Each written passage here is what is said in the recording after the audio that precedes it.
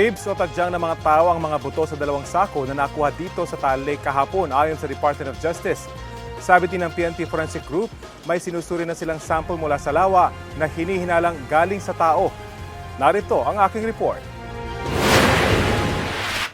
Makikita sa kuwang ito ang tila mabigat na bagay na iniaangat mula sa Taal Lake. Naroon mismo ang mga kawani ng PNP Scene of the Crime Operatives o SOCO. Isinaka ito sa bangka at saka dinala sa staging area. Pagdating, binuhat ang mga ito papunta sa sasakyan ng SOCO. Ayon kay Justice Secretary Jesus Crispin Rimulya, 4 na sako ang nakuha. 2 ay may lamang mga buto at ang 2 ay puro pampabigat. May nahanap sa Taal Lake na human remains in the area pointed to us by our sources that were also identified by Totoy. Ribs na. Yung tadyang na. Yung ribs ng tao nakita. Nakuha ang mga ito sa lugar na itinuro ng mga source na kinumpirma umano ng whistleblower na si Julie Dondon Patidongan alias Totoy. Yung nahanap sa quadrant na yon sa Taal Lake is a positive indication that he knew what he was talking about. Talagang graveyard to eh. It's actually the graveyard within the lake eh. Sa inilabas ng Philippine Coast Guard na kuha ng underwater ROV, makikita kung gaano katindi ang burak sa ilalim ng lawa. Sa kuha namang ito, malinaw na makikita ang isang tila sako. Makikita rin sa isang video kung paano nabubulabog ng ROV ang burak. Bahagi raw ito ng testing para malaman kung gaano dapat kataas ang drone mula sa lake bed para hindi nito mabulabog ang makapal na burak. Ayon sa PNP Forensic Group, 71 sample na ang kanilang nakukuha.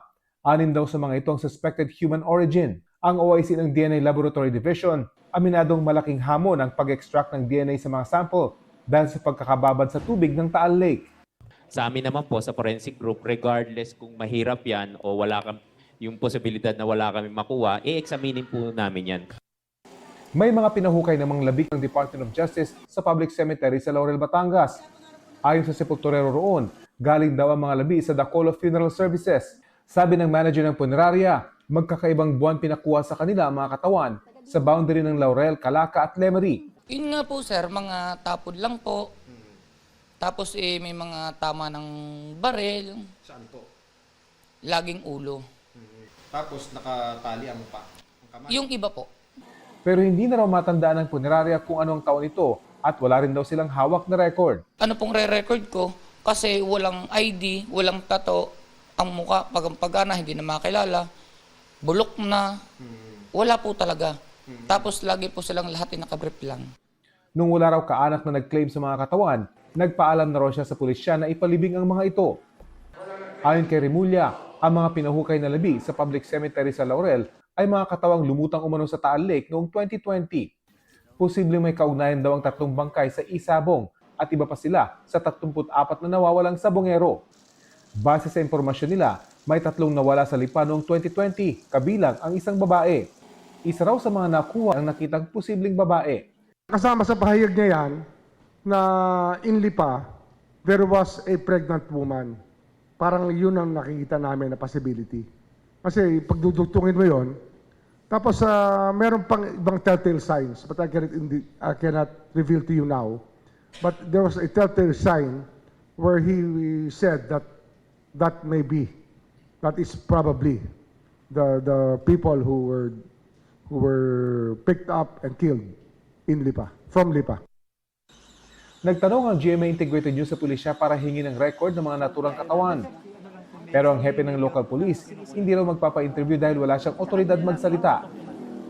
Meron din dapat record ang Office of the Civil Registry ng mga inililibing sa bayan. Po yung pong aming record nga po niyan, sa lakas po ng Bahang Christine, ang aming pong munisipyo ay napasok ng baha, daladala po yung aming record. Base sa paglalarawan ng taga-punerarya, natuntun namin sa tulong ng mga residente ang isang site na sinasabing pinagkuhanan ng mga bangkay. Tri-boundary ang lugar ng bayan ng Calaca, Laurel at Lemery. Sabi ng isang residente roon na humiling na huwag ipakita ang kanyang mukha, marami na raw nakitang bangkay sa bangin.